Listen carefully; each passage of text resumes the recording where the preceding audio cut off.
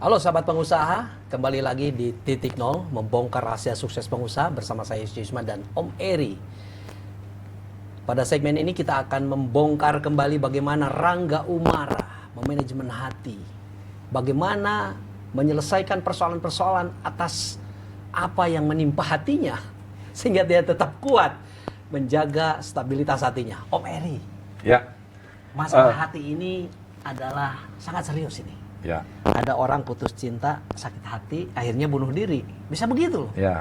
Ada juga Ada orang yang pengen buka usaha, kemudian karena dimaki-maki atau selesai dia udah. selesai nggak berlanjut, gitu. Kata Ini yang paling penting. kata Rangga tadi itu bahwa ada orang yang tutup sebelum buka.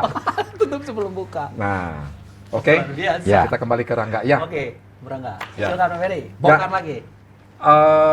waktu awal merintis dulu, kan Rangga ini kan merintis pas dari modal yang sangat minim ya. Biasanya sih yang modal sangat minim mah mimpi besar malah dihina orang. Gitu. Kata orang mah ngomong, "Wah, lo mimpi keterlaluan lo," katanya. Ya, Ngalamin nggak, Kak? yang ngalamin. Ah, cerita dong. Apa aja itu yang Ya, dialami oleh dulu contohnya gini ya, contohnya saya mau beli rumah gitu ya, mau beli rumah apa. Ya, dulu kan saya tinggal di kos petakan kan. Iya. Gitu ya. Setiap pagi saya ngajak anak saya yang yang gede, Razan gitu. Ya. Itu cuma jalan lihat mobil gitu, kebetulan di depan perumahan yang gede waktu itu. Bentar, Ya. saya potong nggak. Jadi awal Rangga merintis usaha itu, Rangga belum punya rumah ya waktu itu ya? Belum Belum ada punya rumah. Ngontrak di tempat petakan. petakan. Yang tadi itu, yang baru masuk udah keluar. Itu di dalam gang itu. Di dalam gang. Posisi dalam gang. Nah, di situ ya saya pengen, jadi setiap saya punya cita-cita itu gitu ya, ya saya cuma ngomong ya entah sama istri gitu ya. Ya dulu pokoknya kalau ada rumah yang bagus, saya aja orang tua gitu ya, saya minta sholawatin gitu ya. Saya minta doain tuh. Terus lama-lama kan orang tua juga capek. Aduh, capek kayaknya ngomong ini jadi nggak gitu kan. Tapi akhirnya itu ya kejadian. Nah, itu kan maksudnya kayak gini loh. Kita kan sebenarnya pada saat kita punya cita-cita, punya mimpi, jangan pernah memandang kita sekarang gitu ya. Ya, kita nggak pernah tahu ya. Jadi pengusaha ini ya keajaibannya banyak gitu ya. Dan itu harus mengandalkan pada kuncinya adalah kebahagiaan. Jadi kalau kita mau kreatif gitu ya, ya kita harus bahagia dulu. Ada rumus rasio 3:1. Ya dalam kegiatan sehari-hari kan ada yang bikin bete, ada yang bikin kesel gitu ya. Nah kalau bisa kita selalu pakai rumus BT-nya cukup 1, tapi bahagianya harus 3.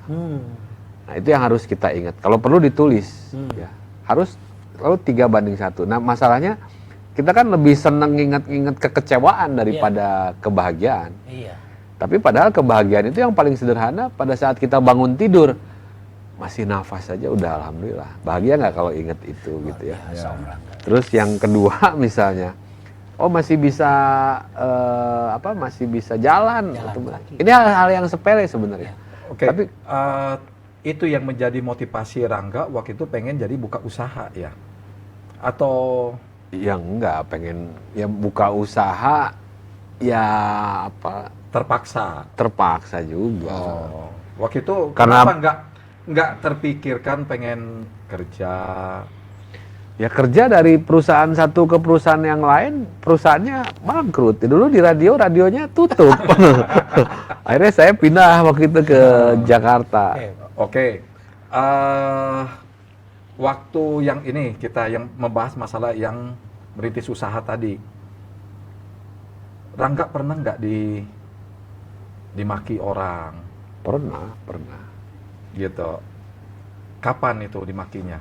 Dari keluarga, dan mulai dari keluarga Dalam sampai orang lain. bisnis dulu. Bisnis dulu. Yang dimaki itu kapan? Yang dimaki, saya lupa ya. Tapi ada dimaki. Ada. Ya termasuk ya sama Bu Haji atau gitu. Bu Haji waktu itu memaki. Bu Hajinya atau Pak Haji? Bu Hajinya. Bu Haji. Apa dulu yang jadi masalah? Kok dia sampai memaki? Ya dia bilang, Apa nggak terbayar yang 1 juta itu? oh enggak, 1 juta, justru kan dinaikin terus Oh, gitu ya. karena naik terus itu akhirnya. Tapi buat saya ya kayak makian orang nggak suka gitu ya, biasa gitu ya. Maksudnya cuma gimana kita jangan fokus ke situ gitu ya. Ya. Kita fokus sama apa aja yang bikin kita seneng, yang bisa bikin kita gembira gitu ya. Karena gini, Rangga, banyak sahabat-sahabat bisnis kita, terutama sahabat yang belum memulai berbisnis, yang pertama dia takuti itu justru kalau dia dihina orang, gitu. Nah, Rangga bisa nggak berbagi kiat kepada mereka supaya mereka ini bisa nggak jadi orang yang cengeng lah. Ya. Ya saya selalu cerita soal soal growth mindset gitu ya, soal growth mindset, kemudian fixed mindset gitu ya. Ya kalau masalah dihina gitu ya, itu pasti ada. Orang dihina, orang nggak suka, ada haters ya. Itu pasti ada. Tapi yang kita harus fokus adalah sama orang yang peduli sama kita. Orang yang sayang sama kita gitu ya. Dan kebanyakan orang takut gagal gitu ya, takut mencoba ya karena takut jadi bahan hinaan gitu ya. Kalau saya sih nggak mikir ke sana karena saya yakin apa yang saya lakuin pasti berhasil. Ya. Bukan saya sombong ya, karena hukum sunatullahnya begitu. Kecuali kita berhenti. Ya. Orang yang berhenti itu sebenarnya orang yang gagal gitu ya. Tapi orang yang berhasil ya bukan karena dia jago atau pintar atau hebat, karena dia mau nyoba terus gitu. Sehingga akhirnya disebut berhasil. Nah kalau ada orang gagal terus dihina atau ditolak, saya yakin misalnya, ya saya juga banyak mengalami penolakan. Tapi untuk menghibur diri, saya selalu bilang bahwa di dunia ini isinya 10 miliar orang gitu ya. Kita ditolak sama satu, masih ada yang lain gitu. Masih ada Iya. 1 miliar kurang 1. 1 miliar kurang 1. Saya bawa sederhana aja Pak Eri. Jadi hidup ini saya bawa simple. Kelihatannya kayak nggak pernah ada masalah. Tapi ya karena masalah itu saya yakin satu saat pasti ada di belakang kita karena pasti kita lewatin gitu kan. Tapi kita diem di satu tempat terlalu lama sehingga kita lupa untuk bangkit gitu ya. Kalau jatuh tuh kita keasikan di situ gitu. Jadi lupa buat nyoba lagi gitu ya. Bagaimana jurus supaya nggak baperan? Itu kan karena baper ya. Ya. Kalau zaman sekarang itu namanya baper gitu. Sedikit dimaki langsung pundung, Langsung tumbang. nggak mau itu. bangkit lagi. Itu gimana Om Rangga itu mensiasati itu agar hati itu tetap terlihat bahagia gitu? Apa memang bahagia aja gitu? Ya jangan dipikirin, ya dilepas aja gitu ya. Ya memang ini Kan kelihatannya sakit kok Om. ya sakit kalau kita anggap sakit kan. Ini kan masalah responnya. Jadi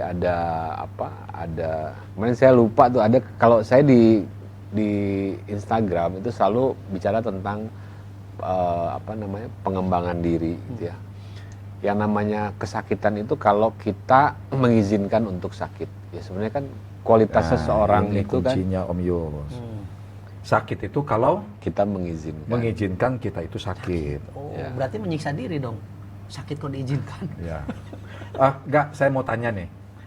Ada teori yang saya dengar.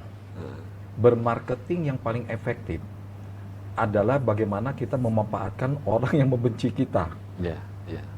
Karena katanya biasanya orang yang membenci ini suka mempergunjingkan ke orang-orang lain. Ya. Didolimi gitu ya. Bukan, dia suka cerita nih ke orang-orang Om Yus. Oh iya iya iya. Bahwa karena unek-unek tadi, karena dia panas hatinya ngelihat nih orang dibenci, dia maju gitu. Tanpa dia sadar bahwa dia sudah jadi PR di situ. Ya. Karena kalau kata saya ada betulnya juga. Kalau kita bercerita sama temen yang senang sama kita, paling dia bilang selamat ya Pak ya. Semoga sukses, hanya sebatas itu. Ya. Tapi kalau orang yang tidak suka sama kita, biasanya dia bergunjing ke banyak orang. Ya. Tanpa dia sadari bahwa dia sudah mempromosikan usaha kita. Ya. Ya. Kira-kira menurut Rangga gimana? Pernah nggak Rangga mengalami itu? Ya saya setuju ya. Saya juga ada temen gitu ya, ada temen berapa yang memang di sosial media tuh kontroversial. Ya, kalau saya sih bukan termasuk yang suka kontroversi gitu ya Pak. Kalau saya lebih banyak ngalah lah kalau ada masalah. Cuma ada juga memang yang memang mengungkapkan sisi kontroversialnya. Nah itu kan sehingga di sosial media itu kan banyak yang komen tuh, banyak haters, banyak yang menghujat. Ya. Tapi sosial media atau misalnya Instagram kita sebut atau platform yang lain menganggap itu interaksi, padahal isinya cacian kan, hujatan. Nah, sehingga dengan begitu dari sisi engagementnya seolah-olah bagus. Nah, kenapa yang dibilang Pak Eri ini Om Eri ini ada benernya? Karena dengan begitu itu akan muncul terus secara algoritma. Semakin bagus interaksinya atau semakin, walaupun itu kan mesin atau algoritma itu kan membacanya yang penting panjang aja ke bawah. Iya, Nggak responnya, peduli yang itu. penting responnya. Nggak peduli itu misalnya hujatan, Negatif haters, atau- apa. Iya. Tapi itu akan muncul terus. Makanya orang-orang yang dipergunjingkan gitu ya. Kenapa lebih banyak muncul dan sekarang muncul berita-berita atau settingan ya supaya kita diomongin orang gitu ya. Tapi kalau saya ya termasuk ya, saya mendingan diomonginnya karena prestasi lah gitu ya. Cari yang aman. ya. Aman. Nah, saya pernah masuk insert investigasi juga pernah. Ah, Tapi waktu apa? itu ya Pasang slot. bukan. Dulu pemuda yang mendunia go internasional. mantap. gitu. Ini Ya juga- semua pilihan, jadi cara-cara marketing kita boleh pakai cara yang kontroversial, kita boleh milih cara pakai prestasi, ya nggak ada yang salah ya, teori bisnis itu nggak ada yang salah, yang ada itu konsekuensi kan Pak. Kalau Iya. kita milih jalur ini nanti konsekuensinya ini, Iya. ya kayak kemarin misalnya Sultan kan itu memilih jalur kontroversi kan Iya. sebenarnya, Iya. kayak flexing. Mungkin lebih banyak di komennya itu yang nggak suka gitu ya. Tapi ya itulah cara mereka membangun engagement. Iya. Sehingga si Instagram itu akan munculin terus di beranda setiap orang algoritmanya gitu ya. Dan mereka menjadi viral ya. Dan akhirnya menjadi viral. Karena banyak komentar itu, yang penting panjang komentarnya. Iya. Isi- Ya. Dari 3 juta menjadi 10 juta, menjadi 100 juta, mungkin sekarang miliaran. Amin. Amin. Bukan lagi bicara miliaran, puluhan Puluhan miliar. miliar. Dari Iya. seorang tukang masak menjadi apa sekarang? Mana tukang masak? Enggak ya? Enggak ada bintang masak. Tukang lele. Sekarang punya stick. Iya. Kemudian sekarang menjadi coach. Iya. Hmm. Motivator. Nanti ke depan akan menjadi promotor mungkin. Ini gimana nih triknya nih Ya. supaya bisnis itu tetap berkembang, dan bagaimana cara memonetize supaya orang lain tahu Rangga itu siapa gitu ya. Tentunya akan kembali lagi sahabat pengusaha di titik nol. Kita akan kembali setelah yang satu ini.